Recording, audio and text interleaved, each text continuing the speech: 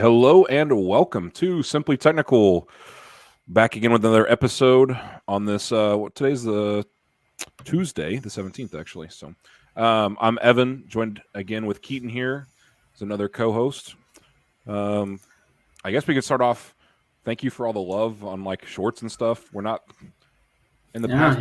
We didn't really clip anything in the past. I mean, we did like a little bit, like very minuscule, but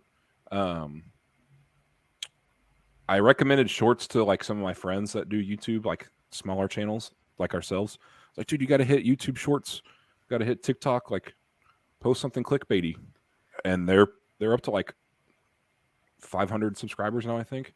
Went from 23 or so to 500 just from they post twice a week, I think. They do like a stream and then they do YouTube Shorts. So yeah, it's like it seems like they really push the organic discovery on those shorts and TikToks much more than the videos themselves. Well, I feel like that's a fault in the algorithm, but yeah, I mean, we can get into that. It's our own attention spans, honestly. Kind of like we talked about in the first episode. Well, the algorithm, I know this isn't necessarily one of our topics, but the algorithm is like your channel benefits from higher retention time. So they're more likely to recommend you. Well, it's easier to get somebody's attention in 3 seconds, 5 seconds. So it's just probably easier to do better. That's not what we're talking about today, folks. So let's switch topics here. The big thing that's been happening recently, gas stoves are on the out, I guess. Natural gas stoves. I don't know if propane gas stoves are included in that, but the political climate, everyone's attacking stoves or defending their gas stove. I've seen several tweets that say you're gonna take my stove over my cold dead hand or from my cold dead hands. From my cold dead body. Yeah. And, come and take it. Someone make the come and take it shirt with a gas stove. I think a lot of shoot, I'm trademarking that right now before we go. That's money right there. The conspiracy theorist that I saw on Twitter was they want electric stoves so they can turn them off. The thing about conspiracy theories is there's a little bit of truth in everything, but do they really want to turn off your stove? Like nobody benefits from turning off your stove. Why does that matter? I mean, I guess they want to starve us. They said the same thing about like they want your electric or your heating system, your AC hooked up to the network so they can turn it off. Like they can just shut off your electricity. Like honestly. And why can't they just shut off the gas? Yeah, like if you've ever bought a house, you know that you have to like do a start stop with your utilities, and just as easily as they turn it on, they can turn it off. Like I mean, I guess if you're off the grid, propane, like that's a thing, but yeah. I don't. These things are surface level, and the conspiracy theorists go one level down when there's nothing to go down to. Yeah, it's just not that deep. Yeah. So go ahead. No, I don't know much about this. It just seems like it's become a dumb culture war issue now. Always like everything does now. Where everyone is already segregated on their personal sides. Well, they have to see what their representative said so they can be on that side. I don't know. I'm libertarian. I consider myself, I mean, I lean towards the right, obviously. But this is an L to just defend, like, I guess the reason why that the studies are coming out that I guess natural gas burning or methane burning in your house can contribute to asthma, and I've even seen like releases more carbon dioxide, which can affect your brain function.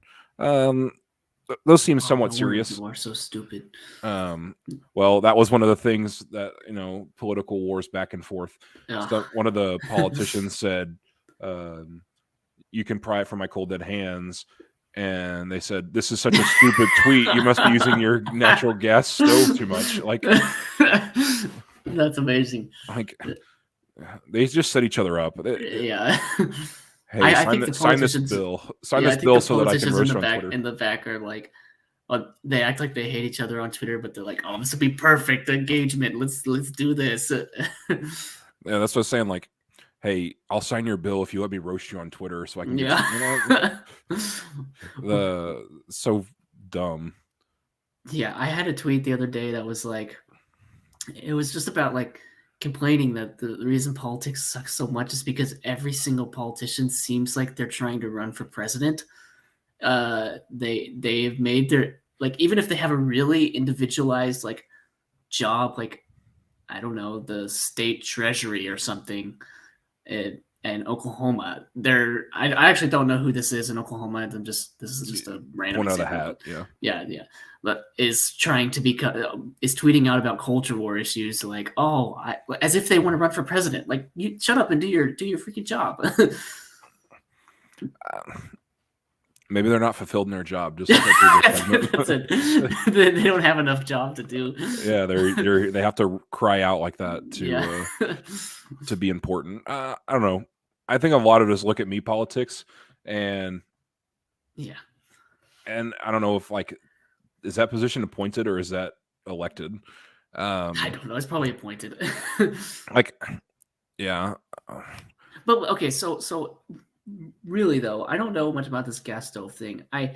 It seems like some people say it has some health issues, maybe, but like, are they actually trying to ban it, or is it just like, some like Democrat tweeted or had like a tiny bill in a really local community, like say in some town, and was like, okay, we're going to ban gas stoves, and then it's like, holy crap, this is a huge movement. Is it actually really like a legitimate thing, or is it just a ginned up attention issue that I feel like everything else is nowadays? I'm gonna go more with the latter, actually. Really? I mean, it's a little bit. I think a little bit has to do with climate change, or climate issues. That it's just another, less than 1% issue that we're gonna make into a bigger deal. Yeah, I mean, I was looking at some stats earlier. Majority of natural gas stoves are in California, which their grid can't handle anymore. They can't handle the electric stoves anyways. So the rolling blackouts, now you can't cook. I could definitely see them being banned there. Yeah. Because they ban everything. But how does this banning process work? Are they going to pay for new stoves? So that was something I saw. I think it was an AOC tweet, and somebody commented, was like, well, do I get federal funding for banning this? And they're like, we're looking into that. So like, now they're going to send people $400 checks probably to get a natural or a electric stove, which if they actually ban them, your electric stove is going to be like $2,000. Yeah. I don't know how much a stove actually is, but I don't know. I've never bought one. Let's see.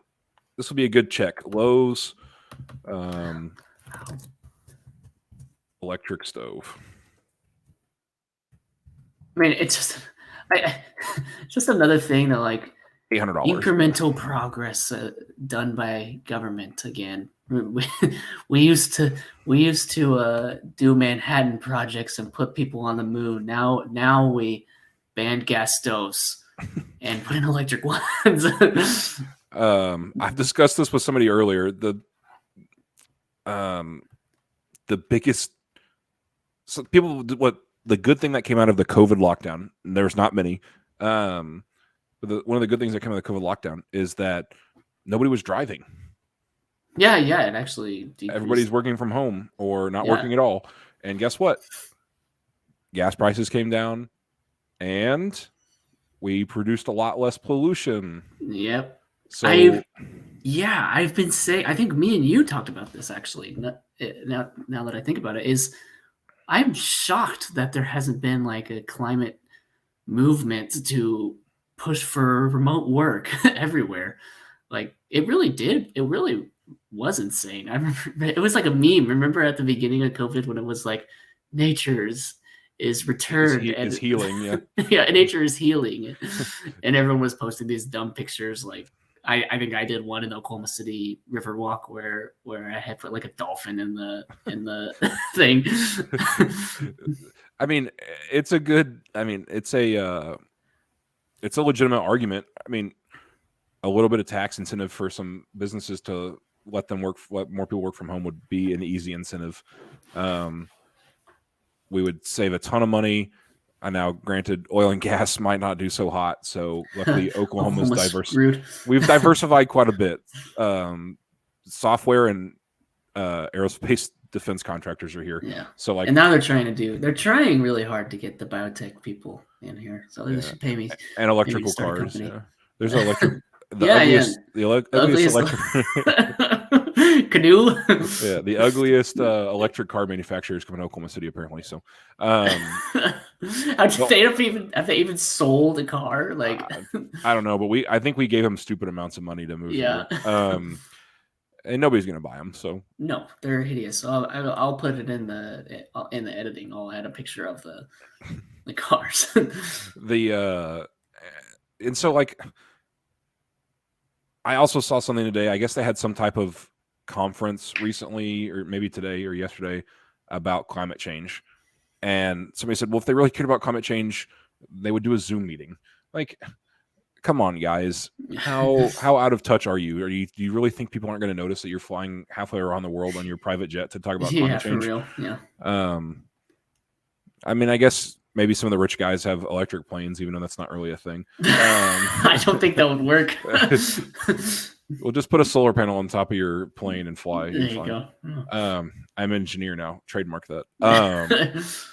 But yeah, like, I don't know. They're just so. It's easy to poke up and say they're out of touch. But it really is true. Like, how insane are these people that nobody's going to notice? Maybe they know that we're not going to do anything about it. So. Yeah, I don't know. That's my hot take, I guess, too.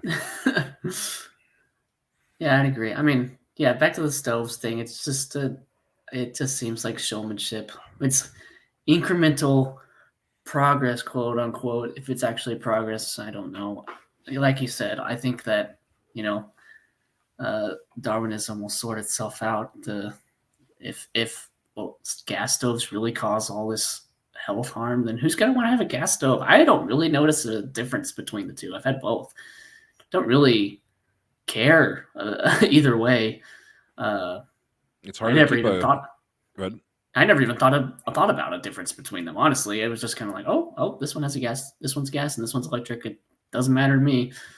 I know that gas stoves are a lot more efficient. Oh, really? Well, fun fact for anybody out there. That heating using electricity is probably one of the most inefficient things we do today. Like you burn coal to produce heat to turn a turbine. That electricity runs down the line and comes to your house where you use it to heat up things. Nice. The amount of losses and everything. I mean, you should look at your electricity bill if you had gas furnace versus electric, heat strips and stuff. And maybe it's just that like gas is so much cheaper, but you'll save not only so much money, but like I said, efficiency is just. I wish I had like the actual formulas for it, but yeah, it is we need to do like crazy. an episode on energy because I think that you could talk for a while about that, and then because that's something I'm very interested in learning more about. So I don't know anything about how I'm even, how my electricity is even working right now. Well, I'm not an electrical engineer, but yeah. I kind of understand a lot of that stuff. It's just electricity is just not a good way to heat things. Yeah. Most cars, obviously with electric cars, it's different, but like cars, you run air across hot surfaces rather than use electric strips. Like it's just, yeah, it's ridiculous. I'm actually going to look up the stats.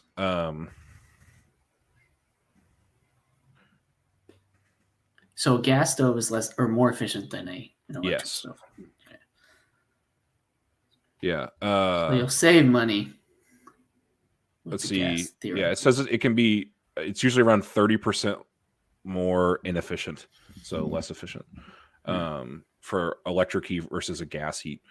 Yeah. And it's just the nature of the beast. I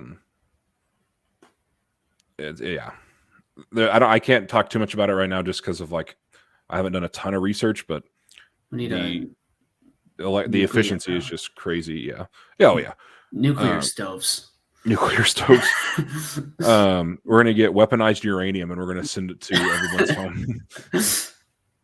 Which that could be another, like you said, another podcast topic of our nuclear subs obviously are military. They use military grade uranium. Our nuclear facilities here that produce energy, our nuclear power plants, they don't use military. Is it military grade or military? I think it's military grade uranium, and so their systems are like 4 times, 5 times as big. Obviously, Really? for a sub, like you have to have, like obviously it can't be. I mean, they fill up giant rooms full of these nuclear reactors, and on a sub, you obviously can't have something that big, so they use something a lot smaller. Yeah. And then they use what did I call it? Military grade uranium. It's just like a lot higher. So it's I could go on about that, but we just hit the hour mark. We gotta shill a nuclear energy because I'm a major bag holder in uranium stocks. I think we can synthesize uranium, can't we? I don't know. I have no idea. Not uranium. I think we can. Well, then I better sell those uranium miners then. Shoot.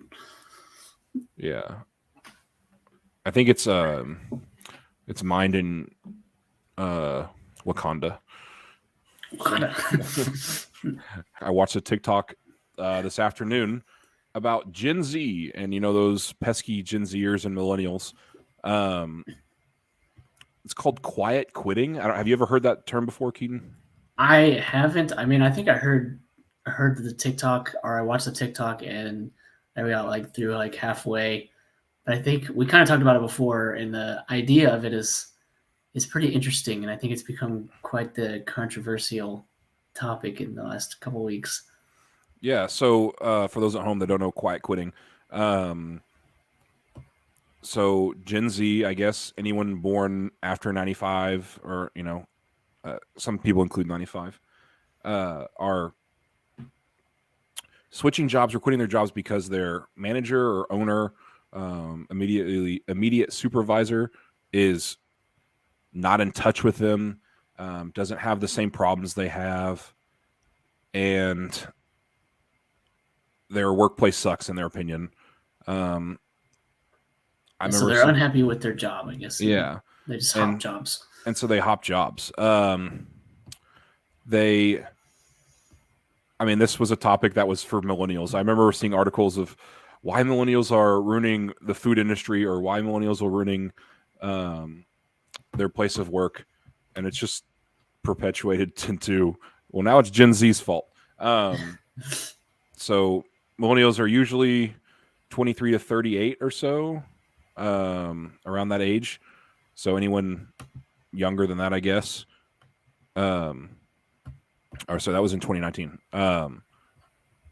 I guess 41 into 25, around those ages. So yeah, I also was looking at it, and I think like the quiet quitting is not just actually quitting your job, but it kind of like also it can also be classified as not really trying hard, like doing the bare minimum to get by. So you're either leaving your job secretly on the side, or doing the very bare minimum. And so they're not giving 2 weeks notice. And one of the reasons why they're not giving 2 weeks notice is because, well, my job would fire me tomorrow. If they were going to fire me, they wouldn't give me 2 weeks. So why should I give them 2 weeks? Which has, I guess, a little bit of merit, but you're also like burning your bridge. You'll never if you give 2 weeks or don't give 2 weeks, you're probably never going to work there again. And for you, that might actually be a good thing. But that was one of the other things on quiet quitting. Mm-hmm. But I mean, people switch jobs all the time. I mean, I don't know why. Is it that the boomer generation, the older generation, just never quit? Oh no, yeah, I'm very convinced that the older generation stayed at their job. They were very loyal to their companies, and they really try to like work the hierarchy to get up to the higher positions. But quite frankly, I mean, my opinion is it's not worth it. Like you make way more money hopping from job to job. That's just like you can see it in certain studies. It shows that if you stay at a job, if you leave a job every like couple of years, then those people end up making way more in salary than the ones who stay. Of course, there's going to be the very few who end up making partner at their company and making millions, but those are far and few and far between. Yeah. Well, and as somebody that works for a defense contractor, it's very common. People will stay at one company for 2 years and then switch to the neighboring company, stay there for 2 years and switch back. And I guess the first question I would ask you, Keaton, is do you think that it's Gen Z's fault or these employees' faults, or do you think it's the company's fault? Well, I think it's the company's fault personally. I mean, I guess generations and people have their own issues as well, so I won't fully blame it on the companies. But the companies have a lot of play in this. And if you want your employees to stay and to work hard, you pay them more than you pay a new employee. If I'm working at a job and I've been there for 3 years, and let's say I make $50,000, and someone comes in who has 3 years of experience somewhere else and comes in making 75, so we're both at the same level. I'm not going to be happy. That's not how companies should be running, and unfortunately, that is how it's working, because people just don't negotiate their salary. But on the other side, I do see this sort of argument that people don't really work. The work ethic isn't there. We kind of a lot of the younger people just kind of like, a job is a job. Like, we're not. If you don't have any sort of like skin in the game, then why go above and beyond outside of pride? And I don't think the younger generations like ours tend to necessarily have that, maybe as common as like the older generations do. So I think older generations just cannot understand why this sort of movement is going on or gaining steam. So I started watching Gary Vaynerchuk 3 years ago, and he had a quote once, or talking on a podcast, or he's always releasing content, and he talked about how he's the owner of this company. Why would I expect my employee to work harder than me when I own the company and they don't own? They're just getting a paycheck. Like, why would they care? Yeah. And so he said this a couple of years ago, so maybe it happened to him and he's kind of on the forefront of it. But I also I think it is mainly companies. I mean, obviously, like you said, those can go hand in hand. But as a boring person, I think companies put far too much into like people playing games at work and stuff. I don't know. Maybe I'm yeah. on You see those. You see those TikToks where it's like a day of my life, and they're working at Twitter. It's like oh, first I come into work and I get my blackberry mojito, and then I go up and I code for 30 minutes, and then I go to the quiet room just because I need to really de-stress. It's just like, oh. Yeah, I saw one on Twitter about the metaverse today, actually, and I didn't see anyone do any work. So they in the life of my job, and they didn't do any work. The bigger the companies get, the less work there needs. I mean, Elon showed it this like last 2 months with Twitter. They have fired like 70% of their employees, and Twitter is not dead, much to the chagrin of everyone during November. I mean, when people were like declaring it dead, like November 18th or something, it was all the people were like, goodbye Twitter. That was the number one, like people, mostly it was a joke. It was mostly a meme, but there was like people like giving like heartfelt notes saying like, oh, this has been such a great platform. I hate to see it go. Like, you idiots. It's code. It runs. It's fine. You don't do they think somebody's pedaling on the server behind? Yeah. We eliminated 70% of our people on the bikes, so they can't power the servers anymore. But yeah, you're right. The bigger the company, the less work that gets done by each person. But like at my job, they'll do like, oh, let's play a game, row versus row, like, like cubicle row versus cubicle row. It's like, I want to work. Like, Yeah, I want to I'm here for the paycheck, not the. I want to be fulfilled. Like, and I think that's probably the one thing that's lacking from a lot of jobs is like people genuinely feeling fulfilled from their work. Yeah. And that, I mean, that like is like super serious because, I mean, you spend what 24. There's 24 hours in a day. 8 hours. So third of your life basically at work. Yeah. So like, you need to feel fulfilled. Feel fulfilled. And I remember, I think it was said in our group chat once that I think it was somebody put on Twitter, and I think we sent it to each other of like, I don't feel fulfilled at my job. And they're like, what do you do? And he's like, I sit at a desk for 8 hours. And they go, yeah, no wonder. We for generations, for millennial, we hunted and gathered and got dopamine releases from, actually from accomplishing things instead of sitting at a computer or playing board games with your coworkers. Like, I don't know. Yeah. I mean, it's also just a unfortunate consequence of the more specialized companies and jobs become, the less like, I guess in a way it kind of becomes a little bit more disconnected from the greater purpose of the company. You might just be the guy who, I don't know, keeps this I don't know, keeps people running. So I'm an IT guy at a big company. You just keep people going whenever they have problems, and you just kind of become disconnected a little bit because you're just sort of in your own space versus someone who, like we said earlier, people who found companies, who start companies, they're generalists. Like they're going to be doing multiple things usually. And I think that gives you a little bit more purpose because you get to see what you're really creating in a way that most people don't. I mean, how many things at Twitter didn't ship hardly anything over the last like 10 years. How many things, there's probably so many things that the programmers built and had ready to go and then went through all these checks and balances and decided, we're not going to ship that. So basically you worked all this time and it was for nothing. So I think that happens a lot in the real world. So we don't really get to see the fruits of our labors a lot. And I think that kind of leads to a little bit of a meaning crisis. But then, like we said earlier, you don't really have skin in the game. It's why, when the incentives aren't aligned for you to improve the company, then why would you care? Really, I mean, it doesn't really make. I mean, that's why people who work in startups and VCs are so obsessed with making sure the distribution of the shares is done well enough to align the incentives of everyone to maximize the profitability or the worth of the company. And you don't really get that very often, especially working in big companies. Yeah. I mean,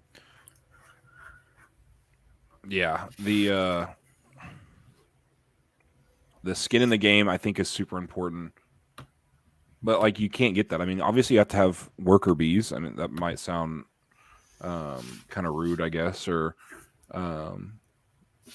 not human like, but I mean, you have to have somebody doing the jobs, like the day to day, the ins and outs. And I'm not for sure really how you reward those people. I mean, you can't just give everybody a share of the company and say work harder and here you'll get a big raise because you can sell your stock.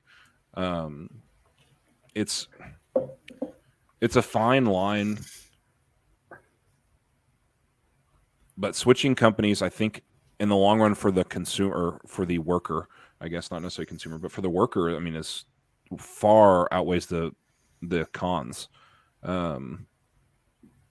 You, one, earn more money. Mm-hmm. Two, you get to experience something new. Yeah. Yep. Three, you get it like, usually that comes with like maybe a title change or a title increase. And that's what you need to, one, earn more money and usually be involved in more things in general. Yeah. One of the things I liked about my last job was I got to work on almost whatever I wanted. It was a small manufacturing plant, and there was, I think, 3 engineers, and 2 of them were designers, or I was one of the 2 that was designing, and one was industrial. So like, you have 2 people that are designing the face of this company, and I mean, you feel fulfilled when you produce something cool, and it does well, and other people are working hard and really are embracing your ideas, or they bring you ideas to design, and you're like, and they get excited that you designed something that they like, their vision just came into full light. Yeah, it's like creativity. I mean, I feel like that's the ultimate sort of thing that makes us human is creating. So there's artists who create art, there's musicians who create music, there's engineers that create things, or there's like a scientist who creates new knowledge, finds new knowledge. Like that's like the most human thing. And I think the closer you are to sort of creating in a job, the more fulfilled you'll be, and as long as you see that full process. And I just think most jobs aren't really like that anymore. Yeah. Well, yeah, I was gonna say maybe not software, but software you get to see like your designs come to full light. Yeah, you do. Especially if you're at a smaller place. I mean, you really get to see it. I don't know what it would be like to work at a bigger place, but I imagine that it gets really like down to small portions of managing the software. The bigger the code base gets, to where you kind of see less than. Yeah, it's more like optimization. We're going to optimize the speed. It's not really. It's incremental instead of monumental change. Yeah, and those monumental. Thinking back at my last job, I've only been at my new job for 6 months, five months or so. So I haven't got to experience this yet. But like monumental changes that you're speaking of is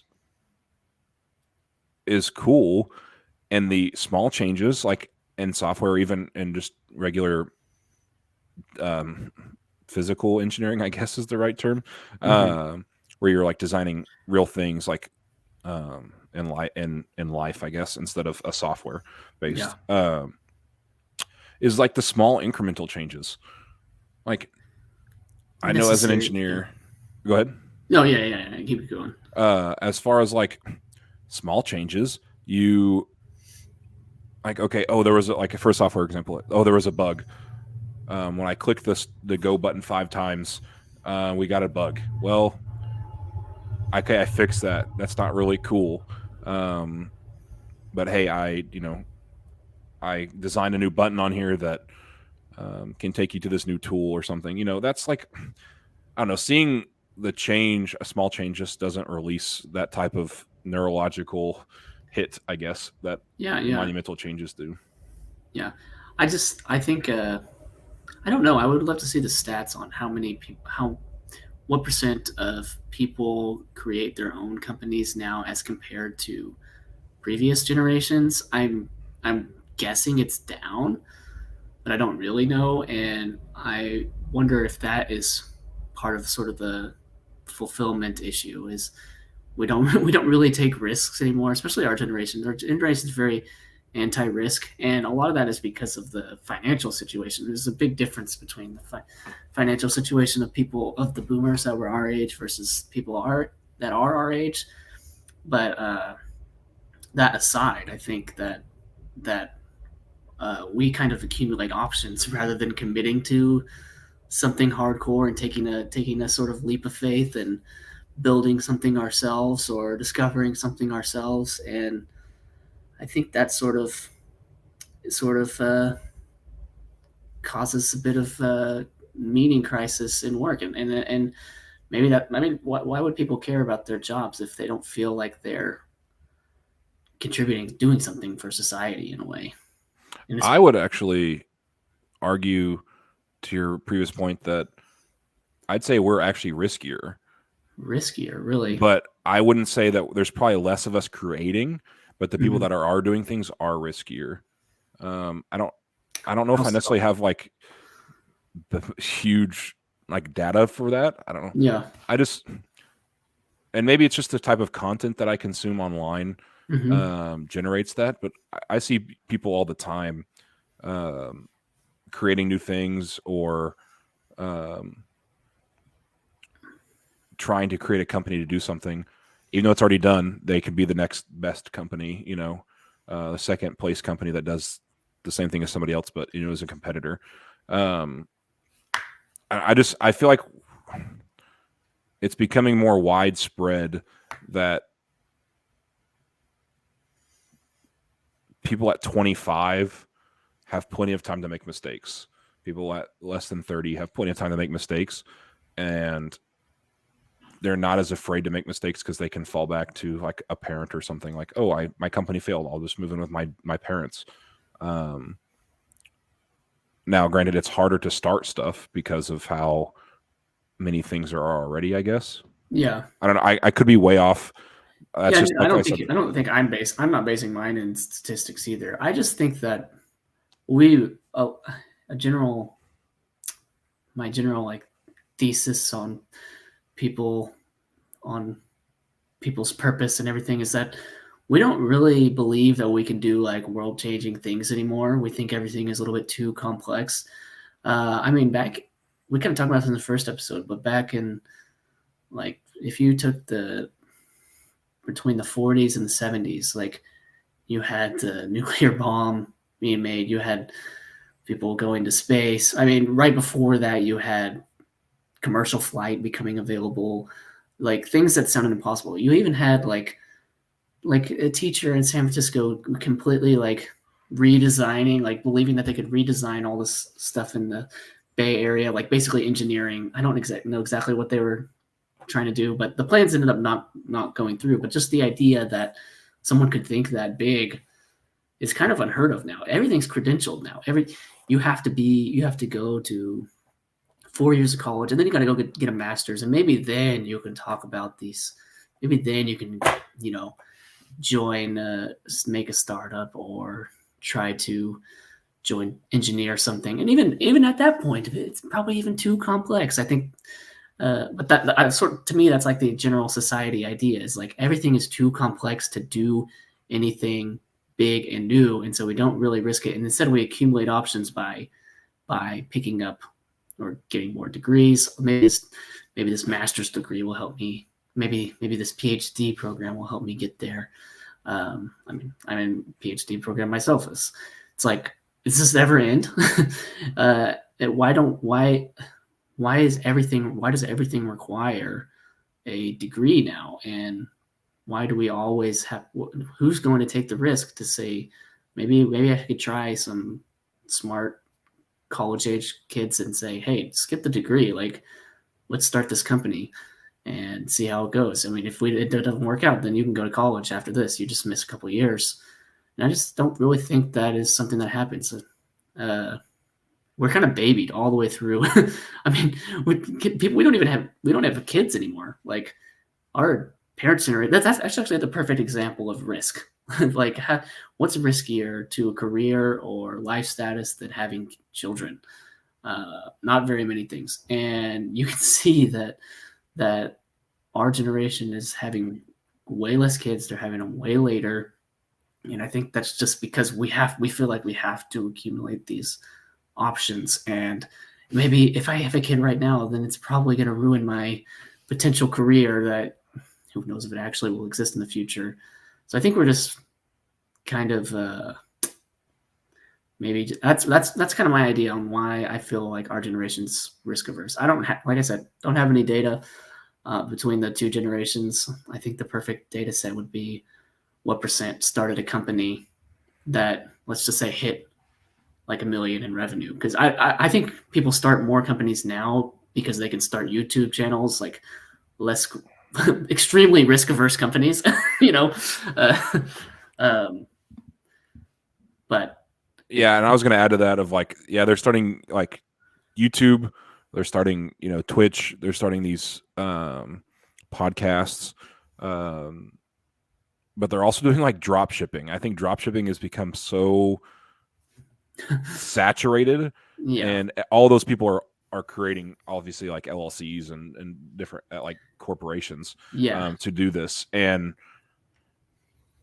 I don't know that they're making obviously the top dogs are making tons of money, but I think your average person that's drop shipping is probably only making like 50, 60K. Yeah, but I think the you're also working from dropshippers. home, so Yeah. Oh, that's also a big one. We can talk about it in just a second. I think the dropshippers make more money from selling their how to make money dropshipping course than they do actually dropshipping. well, I've heard it before, and I'll repeat it, that all those, I make an extra $5,000 a month working from home. What do you do?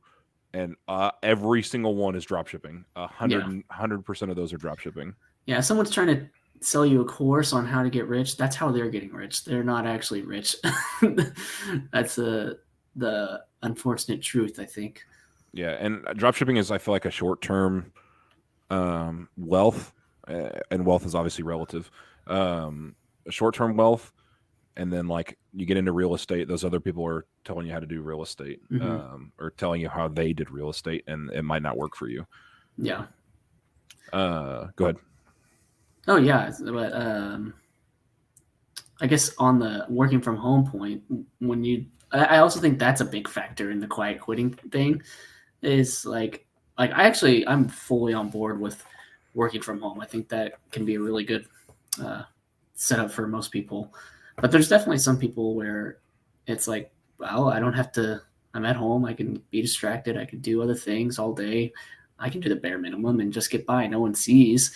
And I think that's part of this a factor in this whole trend for the quiet quitting movement. And not to mention, I mean, at the same time, during 2020, there was that big movement where people were getting like 4 or 5 like high tech jobs, all working remotely, and they were like bringing in like $3 million a year. And I remember seeing this Reddit thread where this guy was like, just got a $400,000 bonus for my Amazon job that I spend 10 hours a week working on. He said, I'm also employed by Google and I think one other like mid-tier tech firm, but like these it just shows how much work there's really not to be done, or like overstaffed. And I think that how overstaffed or how like little hours actually goes into a job tells you how fulfilled you're going to be. I mean, if you're not, yeah, definitely. If you're not doing anything, or you're only working 10 hours a week, it's not fulfilling. Yep.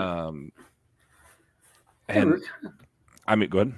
No, you keep going. I was going to say, like, and I think a majority of those big companies, it's like that. And I don't care where you work. If you're only working 10 hours, find another job.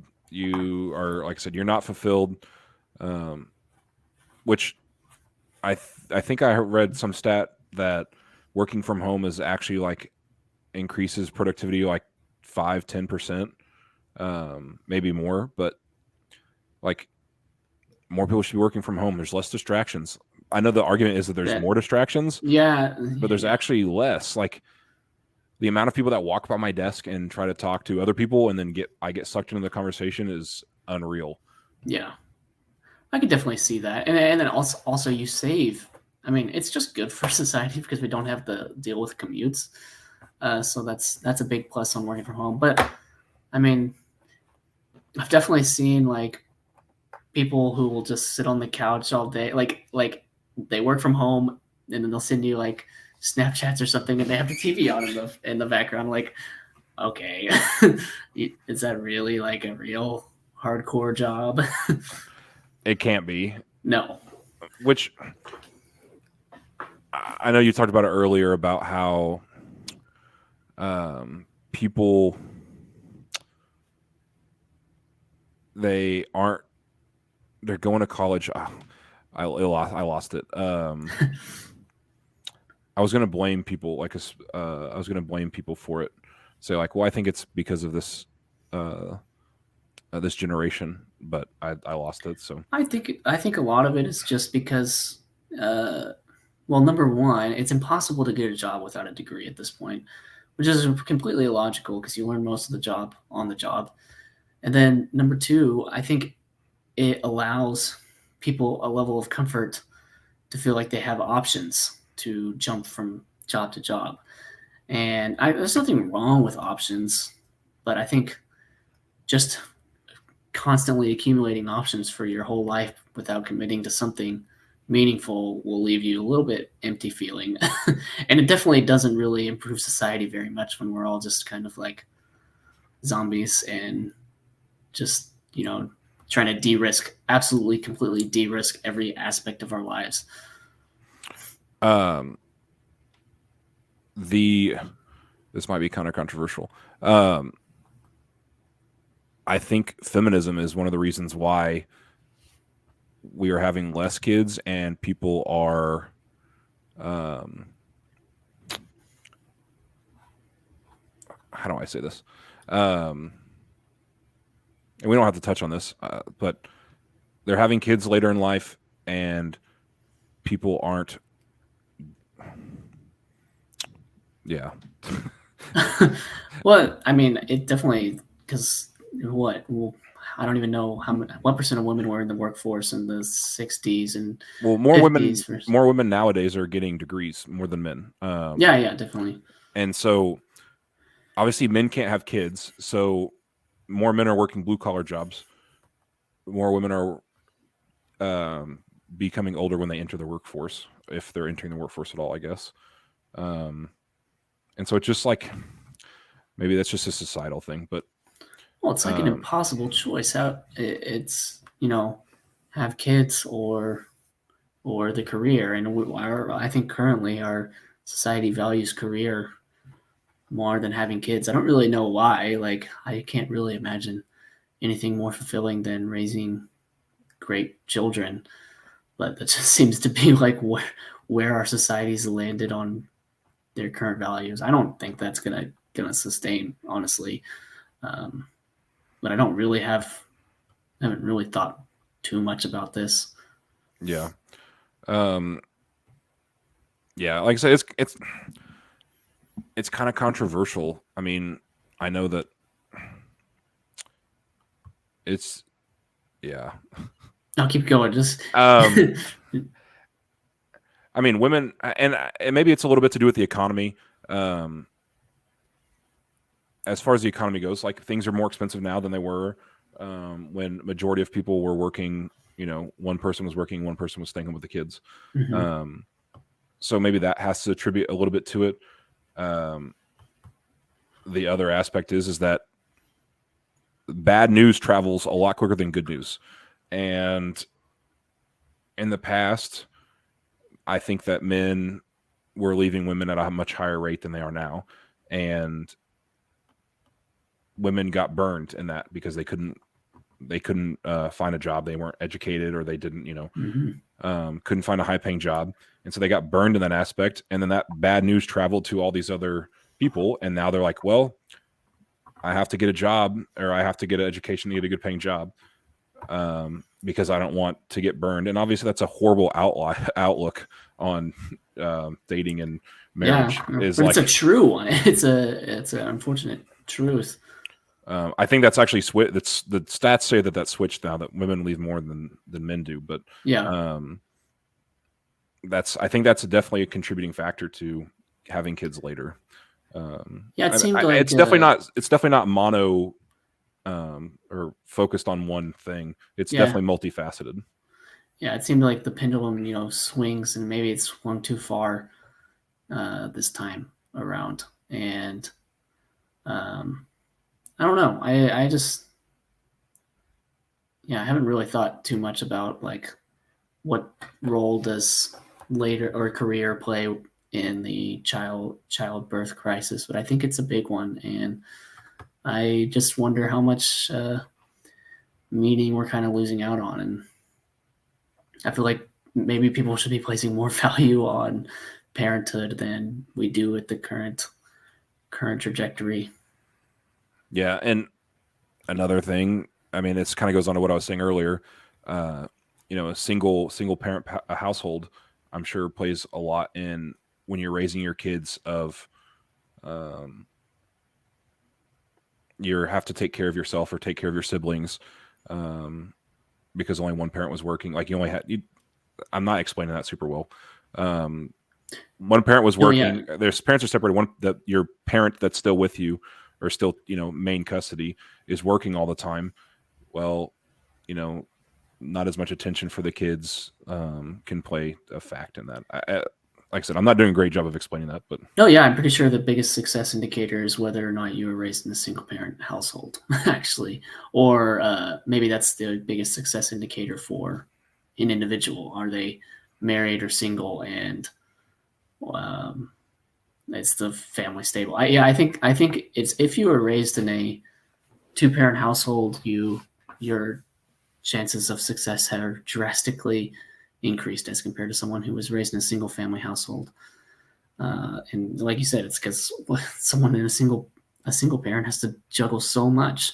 They have to make the money and they have to take care of the kids. And how much time can they possibly be putting into taking care of their kids in that sort of state? well, I mean, if you have multiple, like if you're a kid, you have multiple different things you're involved with. If it's a sport or extracurriculars, like there's no way that a single parent can juggle all those things. Yeah.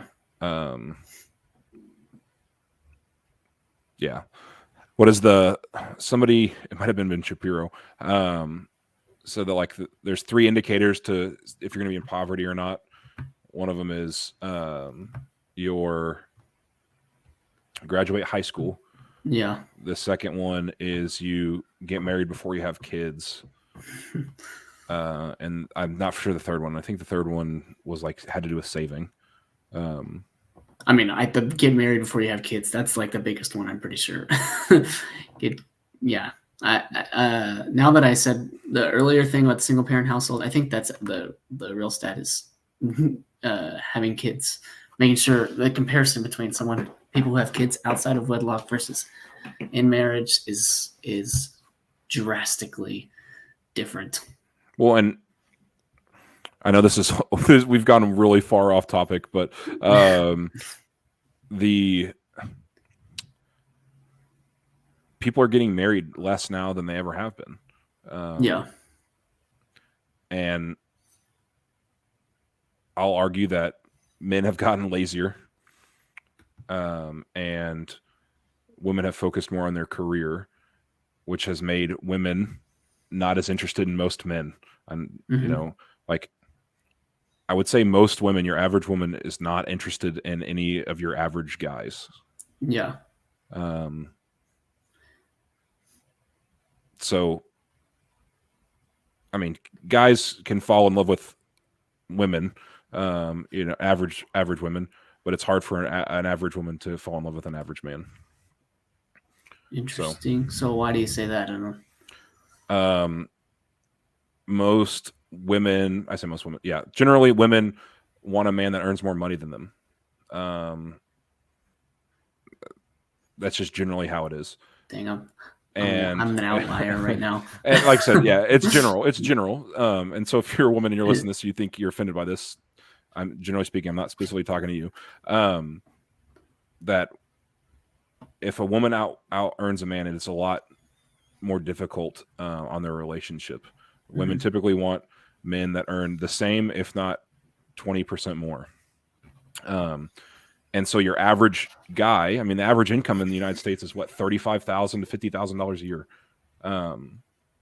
So if your bell curve, if your average is in the middle, well, average women, if money is a very big determining factor, because that shows your ambition, that shows your competency, how well you can provide, and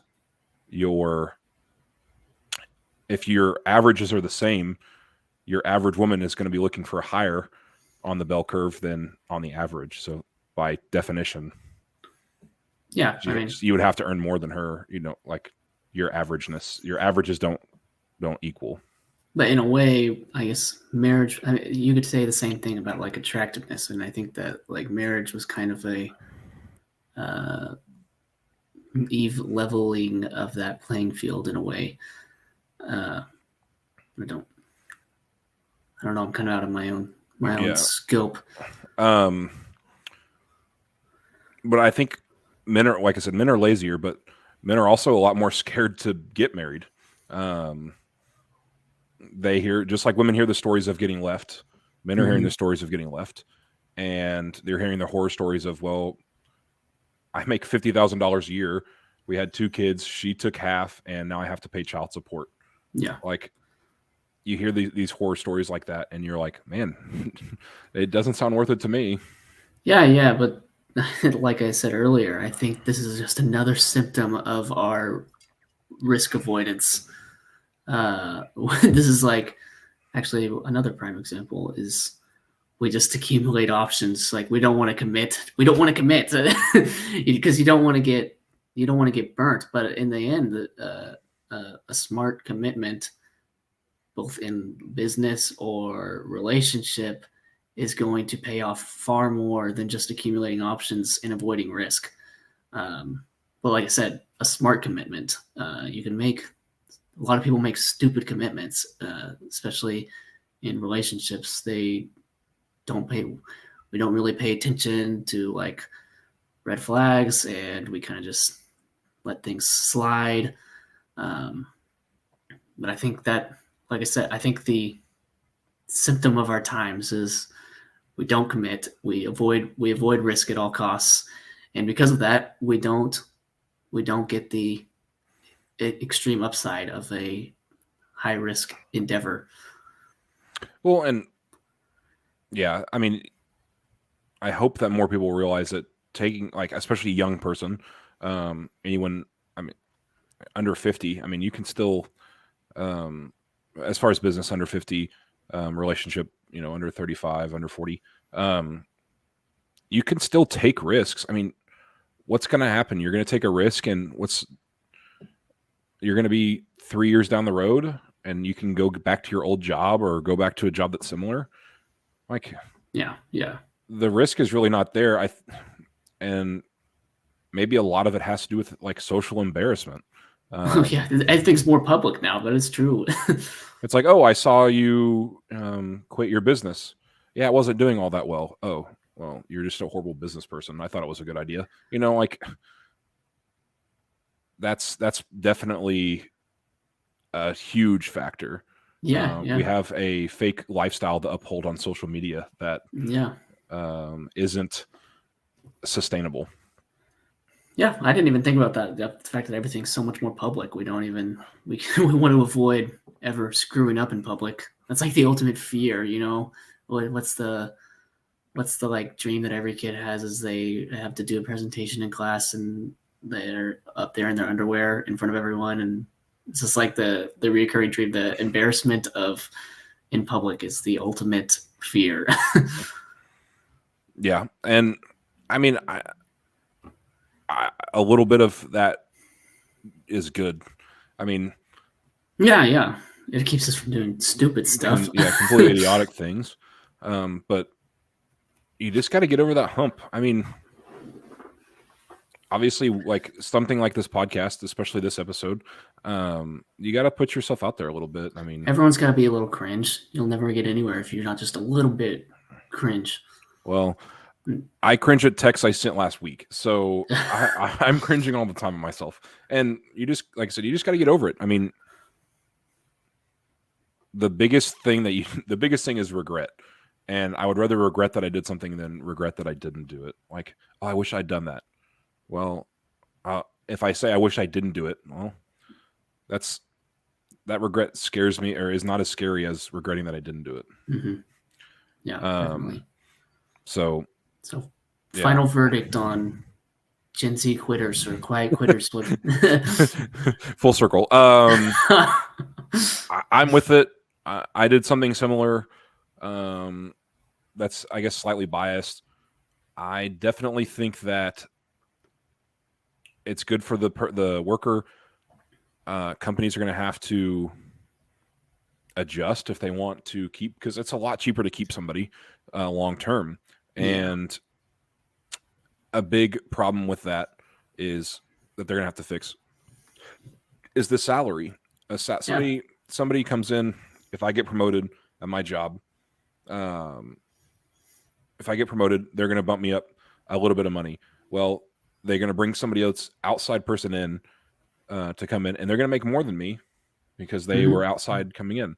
Yep. They already have me. They have the leverage, and so I think companies are going to have to ditch the leverage and just treat people. I mean, the real truth is, if you want to, you should be giving massive raises whenever your raises should be increasing for every year a person's been there. The percent raise, if you want to keep people, that's how you incentivize them. You pay them so much that it would be terrible if they lost the job. and like that's a backside. I mean, that's a negative for the person in a way if they become too reliant on the salary. But if you're a company that wants to keep people, you pay them so much that they can't get a better job anywhere else. And fortunately and unfortunately, the market structure sort of dictates what salaries are being paid, and so they obviously companies will try to match, or that'll just level up the salary. But I don't think who's trying this experiment? Who's saying, okay, well, you've been here 5 years, let's give you a 50% raise this year instead of the normal 10%. Inflation plus 3%. I will leave. Do you have a final verdict on it, or was that your final verdict? Oh yeah, my final verdict is just that I don't blame the people. Hop from job to job, make your money while you can. But also, I would also leave this with this: take more risks outside of just doing absolutely nothing in your job day to day. Maybe leave and start a company, or leave and start something on the side. Or stay and start something on the side. Yeah, stay and start something on the side. Sorry. Yeah. So my final quote for this, and we're gonna have to clip this definitely, but companies should be training people to leave their company, but treating them well enough that they want to stay. So, which paying them is part of keeping them or wanting them to stay, or them wanting to stay. So yeah, in the end, what jobs to make money? Like that's the bottom line: is pay people more and people will stay. But any other hot takes or anything? I mean, I know we jumped all over the place for today's episode, but I don't really have any today. I don't think. Let's see. My hot take is that gas stoves will become more popular because people it's a cultural issue. Yeah, because it's a cultural issue, and yeah, it's. Dude, great. This is a PR stunt by the gas stove manufacturers, all ginned up by them. ONG is running commercials now for gas stoves. Well, if you don't have anything else, like I said earlier in the podcast, I appreciate all the support we've been getting. It's crazy the amount of love on my stupid takes we get. So, but this has been Simply Technical. Thank you so much, and we'll catch you next time. See ya.